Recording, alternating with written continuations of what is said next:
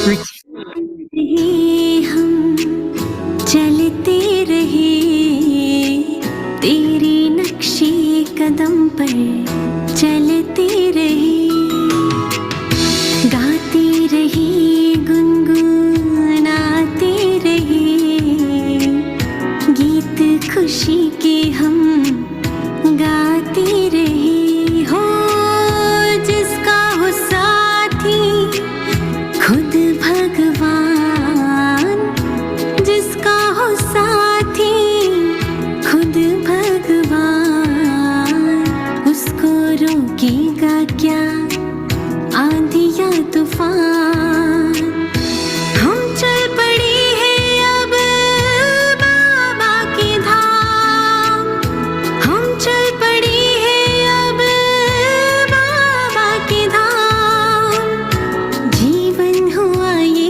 अब उसके नाम तू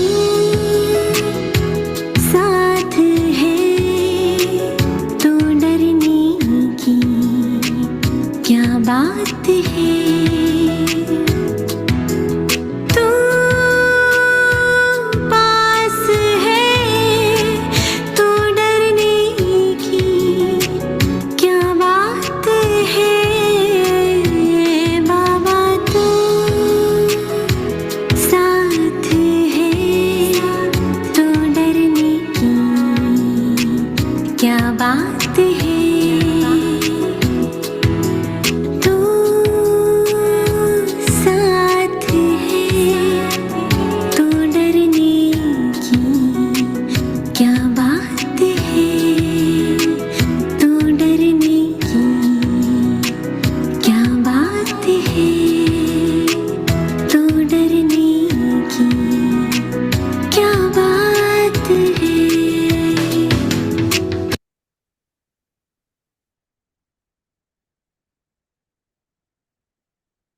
ओम शांति। संगम युग पर प्यारे बाबा का साथ हर पल निभाते, उस साथ में बाबा के वरदानों में पलते हम कंबाइंड अवस्था का अनुभव करते हैं। कंबाइंड का अर्थ ही होता है जो कभी भी एक दूसरे से अलग ना हो, जो जुड़े हुए हैं, इकट्ठे हैं। और संगम युग पर सिर्फ हमारा ये भाग्य बनता है कि हम सिर्फ प्यारे बाबा के कुछ पलों के लिए दर्शन नहीं करें, लेकिन हर पल उसके साथ रहे, सोते जागते हर कर्म करते, कहीं आते जाते, कुछ भी खाते पीते, बस वो हर पल मेरे साथ है, वो हर पल मेरे साथ है। ये अनुभूति इतनी गहरी होती चली जाए कि सपने में भी हम कभी अकेले नहीं लगे। बाबा ने कहा था सोना भी अकेले नहीं है। तो इतना बाबा के साथ जुड़कर, क्योंकि पूरे कल्प का प्यार बाबा से लेना है, सिर्फ इसी संगम युग पर, संगम युग की इन छोटी सी थोड़ी सी घड़ियों में बाबा का पूरा प्यार लूट कर हमें खुद को भरपूर करना है। तभी तो 5000 साल तक हम फिर बाबा के बिना सरवाइव कर सकेंगे। इसलिए ये पल है जिसे हम बिल्कुल बाबा को भुलाए बिना, उससे अलग हुए बिना उनके साथ साथ बिताएंगे।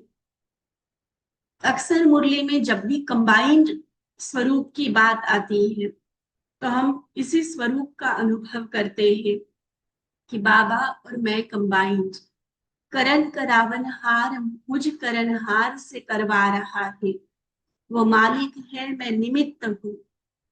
तो बाप और आप ये साथ कंबाइंड अवस्था का हम अनुभव करते हैं। लेकिन बाबा ने आज की मुरली में इसके अलावा भी 3 कंबाइंड स्वरूप और बताए हुए हैं। बाप और आप ये कंबाइंड स्वरूप तो है ही है, जो पूरे संगम युग, पूरे कल्प में सिर्फ इस संगम युग पर ही है और पूरे कल्प में सबसे सबसे अधिक मूल्यवान है। लेकिन बाकी 3 जो स्वरूप बाबा ने बताए वो भी हमारी योग की अवस्था के लिए, चाहे संस्कार परिवर्तन के लिए, चाहे ऊंचे स्वमान में रहने के लिए बहुत बहुत जरूरी है।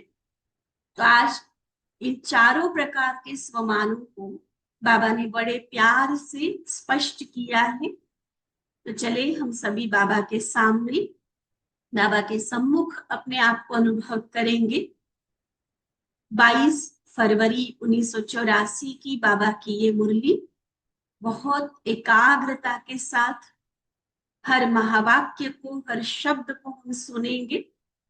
इस मुरली का सार है संगम पर 4 कंबाइंड रूपों का अनुभव। संगम पर 4 कंबाइंड रूपों का अनुभव।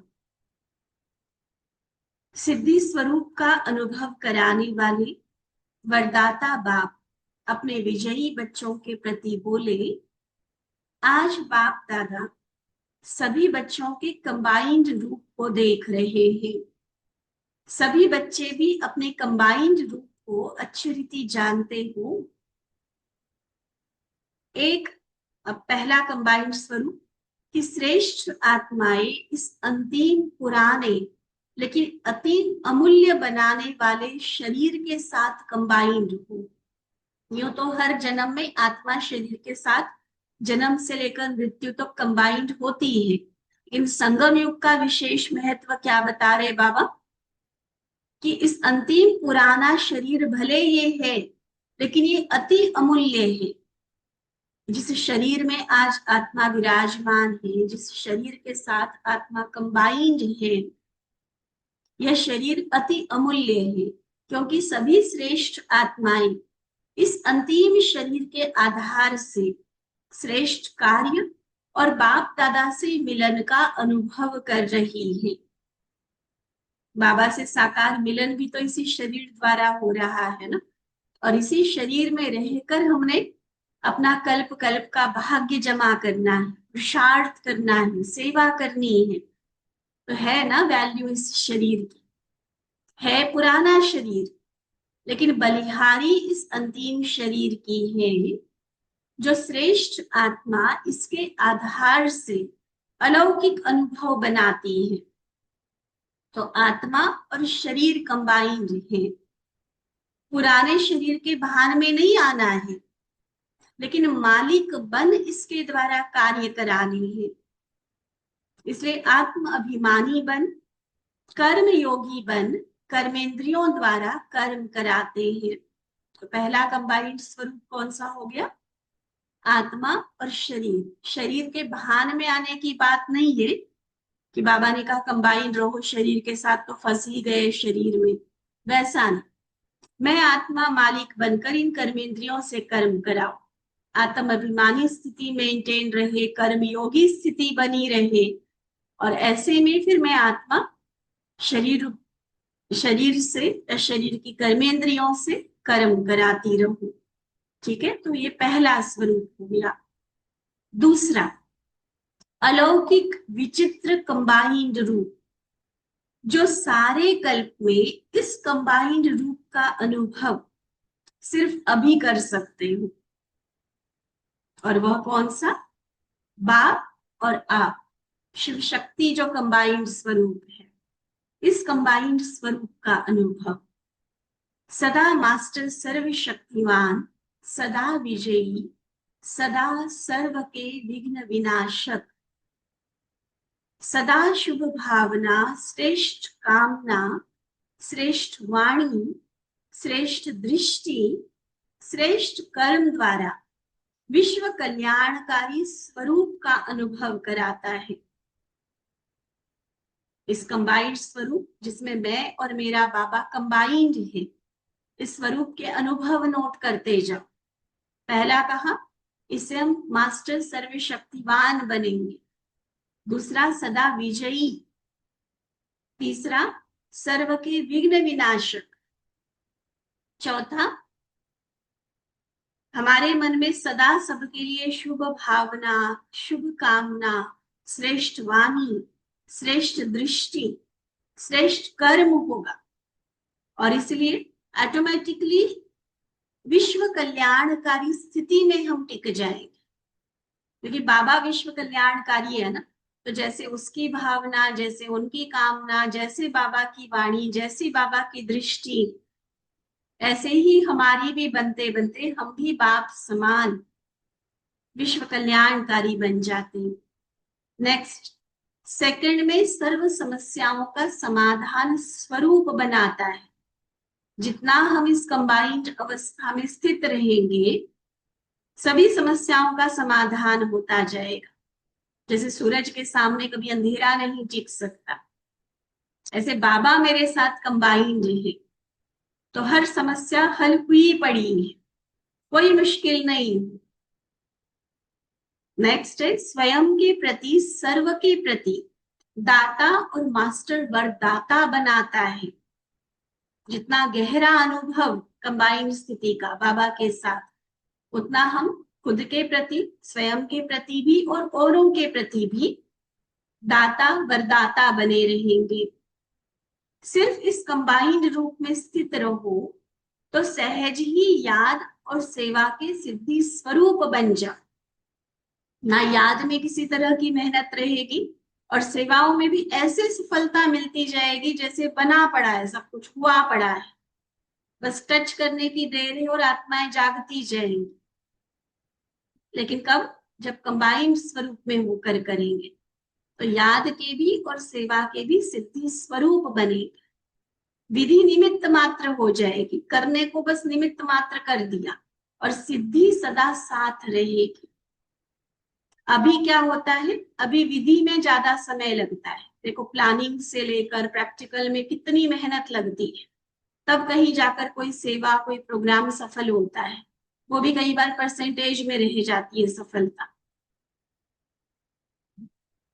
लेकिन इसलिए बाबा कहते अभी क्या होता है, विधि में ज्यादा समय लगता है, सिद्धि यथाशक्ति अनुभव होती है, परसेंटेज में हो जाती है। लेकिन जितना इस अलौकिक शक्तिशाली कंबाइंड रूप में सदा रहेंगे तो विधि से ज्यादा सिद्धि अनुभव होगी। जैसे कहते हैं ना, इन्वेस्टमेंट कितना किया और प्रॉफिट कितना मिला। एक अच्छा व्यापारी किसको माना जाता है कि इन्वेस्टमेंट लागत कम हो उसकी और प्रॉफिट, फायदा ज्यादा से ज्यादा। तो हम जो भी मन वाणी कर्म की, तन मन धन की जो मेहनत कर रहे हैं वो विधि है। वो कम से कम लगे मेहनत और रिजल्ट जो है सफलता की, वो ज्यादा से ज्यादा आए। ये भी कंबाइंड स्वरूप की उपलब्धि रहेगी। पुरुषार्थ से प्राप्ति ज्यादा अनुभव होगी। सिद्धि स्वरूप का अर्थ ही है हर कार्य में सिद्धि हुई पड़ी है। यह प्रैक्टिकल में अनुभव होगा। सुना? फिर ये दूसरा कंबाइंड स्वरूप, बाप और आप, मैं और मेरा बाबा जितना कंबाइंड होकर चलेंगे, कितने सारे फायदे बाबा ने गिनवा दिए। अब है तीसरा कंबाइंड स्वरूप, हम ब्राह्मण सो फरिश्ता। तीसरा कंबाइंड स्वरूप, हम ब्राह्मण सो फरिश्ता। ब्राह्मण रूप और अंतिम कर्मातीत फरिश्ता स्वरूप, वर्तमान का ब्राह्मण रूप और हमारा जो अंतिम लक्ष्य है कि हमें फरिश्ता बनना है, तो इन दोनों को इकट्ठा अनुभव करना। मतलब मैं ब्राह्मण हूं और मैं आज ही फरिश्ता भी हूं, बनूंगा ये वाली बात नहीं। आज ही वो फरिश्ते पने के संस्कार, फरिश्ते पने की क्वालिटीज, वो कर्तव्य, वो हमें अभी भी इस ब्राह्मण शरीर में होते हुए अनुभव। ये तीसरा कंबाइंड रूप। इस कंबाइंड रूप की अनुभूति, अब इसके फायदे बाबा गिना रहे हैं कि इस कंबाइंड रूप की अनुभूति विश्व के आगे आपको साक्षात्कार मूर्त बनाएगी। ब्राह्मण सो फरिश्ता इस स्मृति द्वारा चलते फिरते अपने को व्यक्त शरीर, व्यक्त देश में पार्ट बजाते हुए भी ब्रह्मा बाबा के साथी अर्थात अव्यक्त वतन के फरिश्ते इस व्यक्त देश अथवा देह में आए हैं विश्व सेवा के लिए। ऐसे व्यक्त भाव से परे अव्यक्त रूपधारी अनुभव करेंगे। क्लियर हो रही है बाबा की बात कि हूं तो मैं अभी इस शरीर में, साकार दुनिया व्यक्त देश में हूं, लेकिन जितना ज्यादा हम ब्राह्मण सो फरिश्ता वाली अनुभूति को बढ़ाएंगे तो क्या लगेगा कि हम यहाँ के रहने वाले नहीं है। हमें बाबा ने जो विश्व सेवा की जिम्मेवारी दी है उस कर्तव्य को निभाने के लिए है हम रहने वाले सूक्ष्म वतन के, ब्रह्मा बाबा के साथी फरिश्ते हैं। लेकिन बाबा ने हमें अपना मैसेज देकर या इस विश्व कल्याण के लिए हमें इस धरती पर भेजा है। हम अवतरित आत्माएं, यहाँ के रहने वाले, यहाँ कर्म बंधन है, यहाँ किसी के साथ कार्मिक अकाउंट है, ये चीज नहीं होगी। अवतरित है, बस भगवान का कार्य करने के लिए आए हैं, विश्व सेवा के लिए आए हैं। तो इस व्यक्त दुनिया के जो भी बंधन है, भान है, व्यक्त भाव है, उससे परे होते जाएंगे।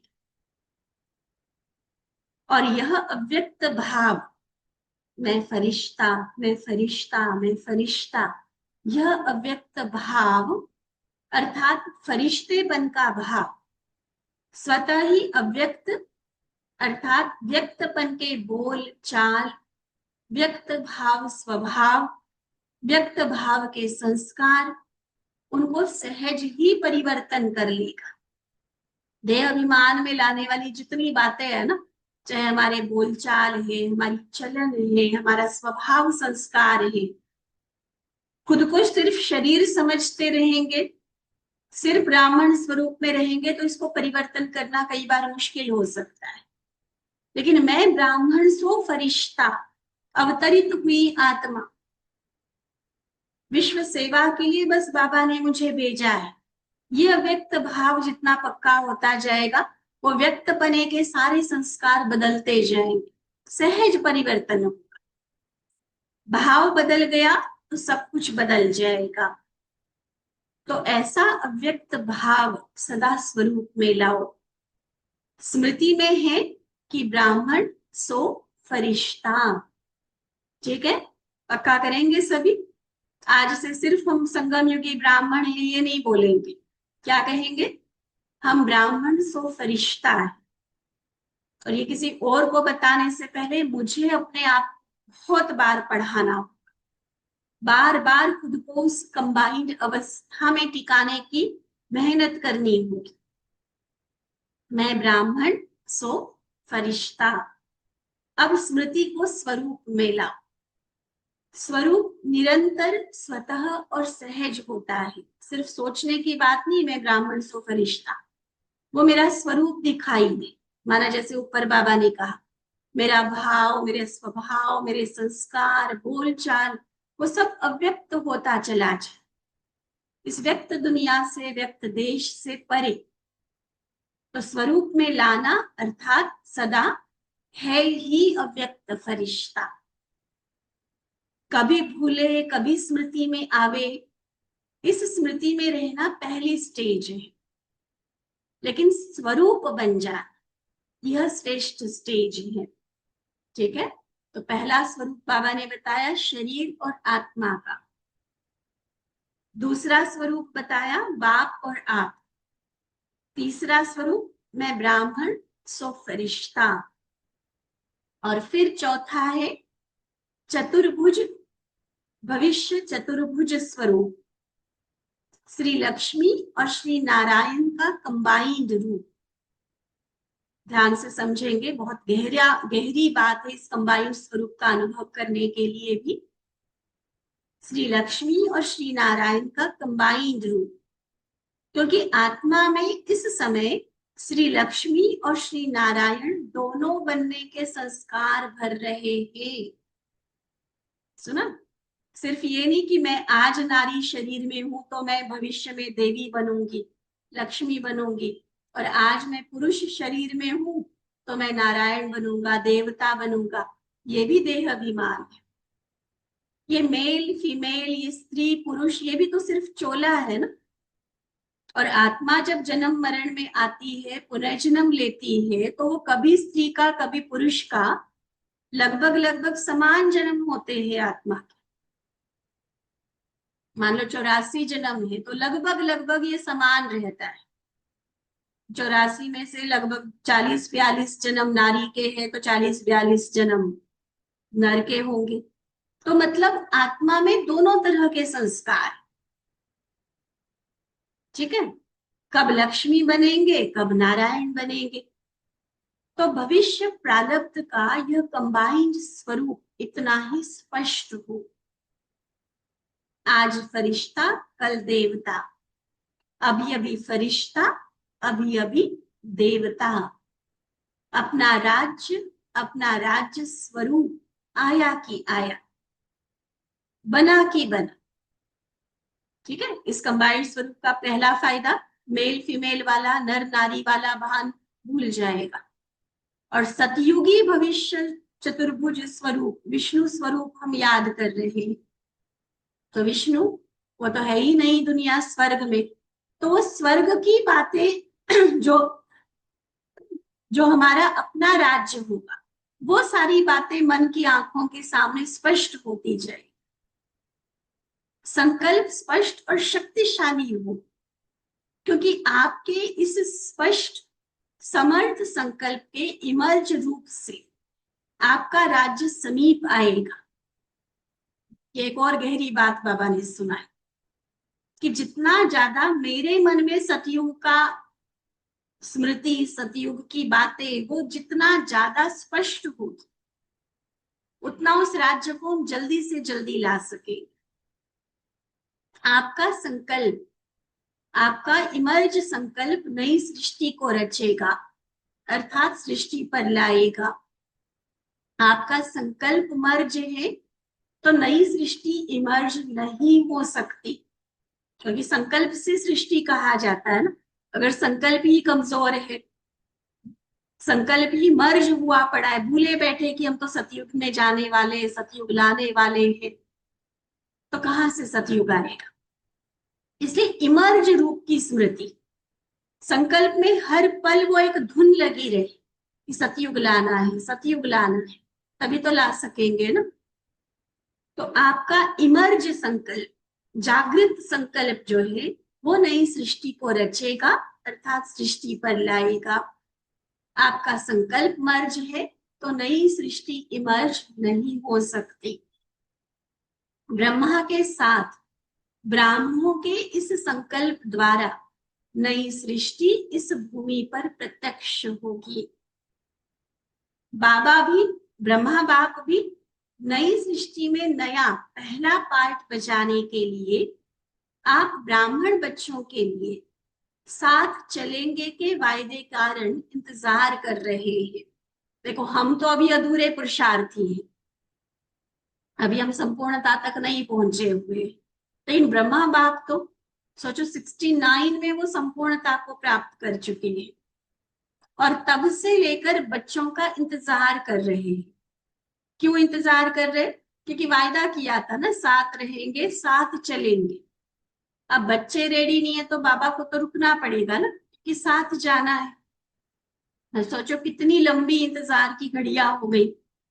अकेला ब्रह्मा सो श्री कृष्ण बन जाए तो अकेला क्या करेगा, साथ में पढ़ने वाले, साथ में खेलने वाले, वो भी तो चाहिए ना। इसलिए ब्रह्मा बाप ब्राह्मणों के प्रति बोले कि मुझ अव्यक्त रूपधारी बाप समान अव्यक्त रूपधारी, अव्यक्त स्थितिधारी फरिश्ता स्वरूप बनो। फरिश्ता सो देवता बनेंगे, समझा। इन सब कंबाइंड रूप में स्थित रहने से ही संपन्न और संपूर्ण बन जाएंगे। बाप समान बन सहजी कर्म में सिद्धि का अनुभव करेंगे।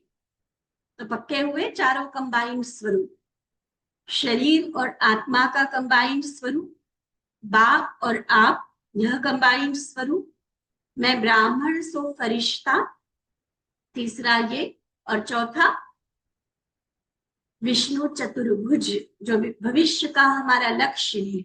और इन चारों स्वरूपों का बाबा ने उसका कॉन्सेप्ट भी क्लियर किया और उससे क्या रिजल्ट होगी, क्या फायदा होगा, ये भी स्पष्ट किया। तो आज से हम हर रोज इन चारों स्वरूपों का अनुभव करने का लक्ष्य रखेंगे, तभी पता चलेगा ना कि भगवान के महावाक्यों में कितनी प्राप्ति समाई हुई है। सिर्फ सुन के नहीं होगा, सुन के तो पता चल गया, लेकिन प्रैक्टिकल जो रिजल्ट है वो तब दिखेगा, कहते ना, जब करेंगे तब पाएंगे। तो इन चारों कंबाइंड स्वरूप का हमें अनुभव जरूर करते रहना है। आगे बाबा कहते, बच्चों को बाप दादा से रूह रिहान करने की व मिलन मनाने की इच्छा तीव्र है। सभी समझते हैं हम ही आज मिल लेवे, परंतु इस दुनिया में सब देखना पड़ता है। सूर्य चांद के अंदर की दुनिया है ना, साकार दुनिया है। जिस शरीर में बाबा आए उसकी अपनी लिमिट्स है। उनसे परे की दुनिया में आ जाओ, मेरे पास सूक्ष्म वतन मूल वतन आ जाओ, तो चाहे सारा समय बैठ जाओ। यहाँ तो ये होता है ना कि थोड़ा एक ग्रुप मिला, 10 मिनट हो गए, चलो जी अब आप आगे चलो, दूसरा ग्रुप मिलना है। अगर हर कोई सोचे कि बस मैं मिलूं बाबा को, तो ये तो पॉसिबल नहीं हो सकता। हाँ, लेकिन अगर आकारी व निराकारी दुनिया में जाओ, यहाँ की समय सीमा के बंधन से परे चले जाओ, तो वहां तो चाहे सारा समय बाबा के साथ बैठ जाओ। बाप दादा को भी हर बच्चा अपनी अपनी विशेषताओं से प्रिय है। कोई समझे कि यह प्रिय ज्यादा है, हम कम प्रिय है, ऐसी बात नहीं है। महारथी अपनी विशेषता से प्रिय है और बाबा के आगे अपने अपने रूप से सब महारथी हैं, महान आत्माएं हैं, इसलिए महारथी हैं। ये तो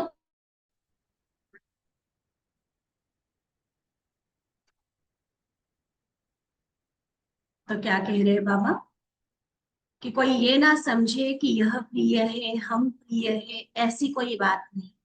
महारथी अपनी विशेषता से प्रिय है और बाबा के आगे अपने अपने रूप से सब महारथी हैं। बाबा की नजरों में हर एक बच्चे के लिए बहुत ऊंची भावना है, सब महान आत्माएं हैं, इसलिए महारथी है। ये तो चलो कार्य चलाने के लिए किसको स्नेह से निमित्त बनाना होता है, नहीं तो कार्य के निमित्त अपना अपना स्थान मिला हुआ है। अगर सभी दादी बन जाए तो काम चलेगा? दादी भी चाहिए तो दादी के साथी भी चाहिए, सेंटर पर रहने वाले भी चाहिए, तो बाहर फील्ड में सेवा करने वाले भी चाहिए, है ना। तो निमित्त तो बनाना पड़े ना। वैसे तो अपनी रीति से सब दादियां हैं, लेकिन सभी को दीदी व दादी तो कहते हैं ना। फिर भी आप सबने मिलकर एक को निमित्त बनाया है ना, बड़ी दादी हम सबके लिए निमित्त रहे। तो सभी ने बनाया या सिर्फ बाबा ने बनाया, या सिर्फ कारोबार निमित्त? निमित्त कारोबार अर्थ अपने अपने कार्य अनुसार निमित्त बनाना ही पड़ता है। इसका यह मतलब नहीं है कि आप महारथी नहीं हो, आप भी महारथी हो, महावीर हो। माया को चैलेंज करने वाले महारथी नहीं हुए तो क्या हुए? तो है ना महारथी। सिर्फ ये नहीं समझना कि जो बड़ी बड़ी सेवाएं कर रहे हैं, बड़े मधुबन में बैठे, बड़े रिट्रीट सेंटर संभाल रहे, बस वो महारथी है। नहीं, अपने अपने स्थान के हर कोई महारथी है, और इसका हमें ईगो नहीं आना चाहिए। लेकिन ये स्वमान हमारा बढ़ाने के लिए बाबा हमें ये टाइटल दे रहे हैं। देखो, बाप दादा के लिए तो सप्ताह कोर्स करने वाला बच्चा भी, सप्ताह कोर्स करने वाला नए से नया बच्चा, अभी कुछ परिवर्तन भी नहीं शुरू किया उसने, वो भी महारथी है। क्योंकि सप्ताह कोर्स भी तब करते हैं जब समझते हैं कि यह श्रेष्ठ जीवन बनानी है। चैलेंज किया तो महारथी महावीर हुआ। बाप दादा सदैव एक स्लोगन सभी बच्चों को कार्य में लाने के लिए याद दिलाते रहते हैं। एक है अपनी स्वस्थिति में रहना, और एक होता है कारोबार में आना। तो स्वस्थिति में सभी बड़े हो, ठीक है। जो महावीर या महारथी बाबा ने कहा, ये अपने आंतरिक पुरुषार्थ से जो चाहे बन, उसमें सब बड़े हो, कोई छोटा नहीं। लेकिन कारोबार में, देखो कारोबार में तो होता है ना, जो निमित्त है, जो सीनियर है, जो पुराने हैं, हमसे ज्यादा होशियार लायक है, तो कारोबार में तो निमित्त बनाना पड़ता है ना। इसलिए कारोबार में सदा सफल होने का स्लोगन है रिगार्ड देना और रिगार्ड लेना। हर कोई विशेष है ना, तो रिगार्ड, पूरे रिस्पेक्ट सम्मान के साथ चल। दूसरे को रिगार्ड देना ही रिगार्ड लेना है, देने में लेना भरा हुआ है। रिगार्ड कभी भी प्रयत्न करने से व मांगने से नहीं मिलता। ठीक है, हम कहें कि मुझे कोई मान दे और उसके लिए मैं कोशिश करूं, नहीं, ना कोई ऐसी कोशिश होती है, ना कभी मांगने से सम्मान मिलता है। कैसे मिलेगा? जितना हम औरों को सम्मान देंगे उतना सम्मान मिलेगा। जैसे एक बार मुरली में बाबा ने कहा था, जैसे कई बार हम बैठे हैं और कोई आ गए तो हम उठकर अपनी सीट उनको ऑफर करते, वो कहेंगे नहीं आप ही बैठो। हम उनको ऑफर करते, वो हमें ऑफर करते। या कई बार किसी के गले में हम हार पहना के स्वागत करते, उल्टा निकाल कर हमारे गले में डाल देते। तो सम्मान दिया तो सम्मान मिला भी। तो रिगार्ड मांगने से या प्रयत्न करने से नहीं मिलता है। रिगार्ड दो तो रिगार्ड मिलेगा। तो रिगार्ड लेने का साधन है रिगार्ड देना। आप रिगार्ड दो और आपको नहीं मिले, ये हो नहीं सकता। लेकिन दिल से, मतलब से नहीं देना, दिल से।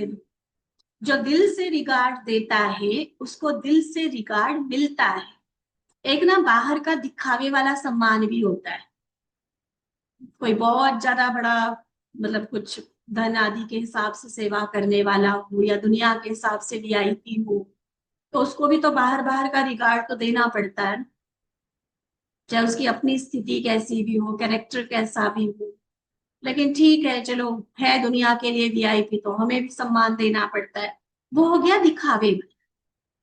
लेकिन एक जो बाबा समझा रहे वो है दिल से सम्मान देने की।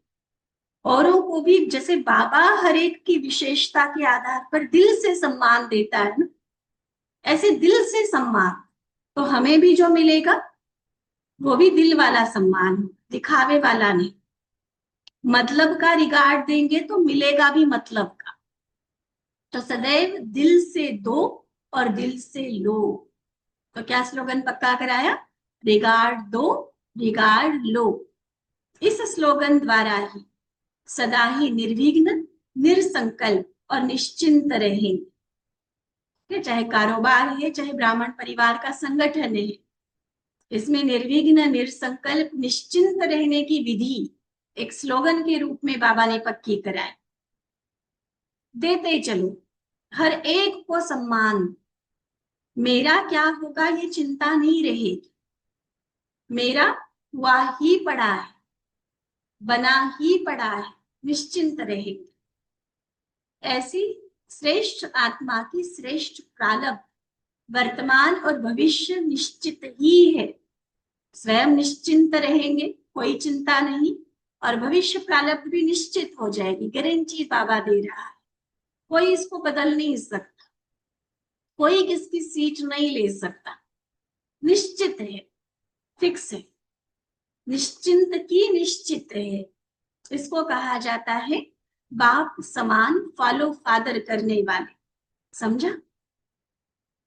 तो बाप दादा का बच्चों पर तो विशेष स्नेह है, मतलब का नहीं है, दिल का स्नेह है। बाप दादा ने सुनाया था, एक पुराना गीत है, पुरानी मुरली सॉन्ग्स में ये गीत आता है।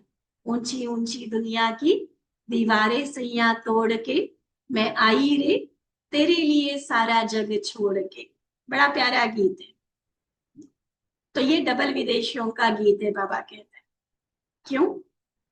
भारत में भी लोकलाज आदि की दीवारें तोड़ी हैं, कुछ धार्मिक मान्यताओं की दीवारें तोड़नी पड़ती है, लेकिन विदेशियों के लिए तो देखो, धर्म अलग, देश अलग, संस्कृति अलग, समुद्र पार करते हुए धर्म, देश, भाषा सब ऊंची ऊंची दीवारें पार करके बाबा के बन गए। इसलिए बाबा को प्रिय हो। भारतवासी तो थे ही देवताओं के पुजारी, उन्होंने ऊंची दीवारें पार नहीं की, लेकिन आप डबल विदेशियों ने यह ऊंची ऊंची दीवारें इतना सहज पार की।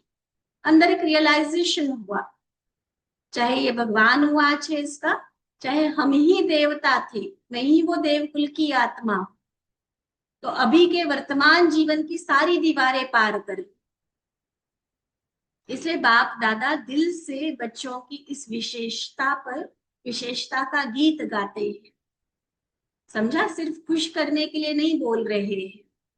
कई बच्चे रमत गमत में कहते हैं कि बाप दादा तो सभी को खुश कर देते हैं, सबकी महिमा कर देता है बाबा, देखो माताएं होंगी माताओं की खूब महिमा करेगा, डबल विदेशी उनकी करेगा, बच्चे हैं बच्चों की महिमा करेगा, कुमार कुमारियां उनकी अलग से और सिर पे चढ़ाएगा। तो कई बार हंसी हंसी में बच्चे क्या बोलते, हाँ बाबा तो सबको खुश कर देता है, लेकिन खुश करते हैं अर्थ से।